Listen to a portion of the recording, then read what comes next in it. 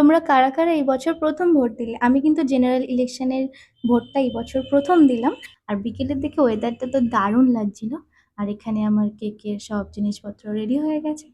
তো আজকে আমি তোমাদেরকে দেখাবো একটা 1 পাউন্ড চকলেট কেকের ক্রাউন কোটিং। তো ১ম এ আমি কেকটাকে ৩ টে লেয়ারে ভাগ করে নিয়েছি। আর যিনি কাস্টমার ছিলেন তিনি তার মাকে বার্থডে গিফট হিসাবে এটা গিফট করবেন। সারপ্রাইজ গিফট ছিল। তো তিনি বলেছিলেন যে যতটা পারা যায় ক্রিমটা কম ইউজ করতে। আমি চেষ্টা করেছি করতে যতটা পারা যায় কম ক্রিম। আর কেকটা লেয়ার করে আমি ভালো করে সুগার সিরাপ দিয়ে সোক করে নিয়েছি। এরপর আমি চকলেট ক্রিম দিয়ে লেয়ারে দিয়ে নিয়েছি আর ওপরে একটু চকলেট গানাশ দিয়ে কেকটাকে স্প্রেড করে দিয়েছি।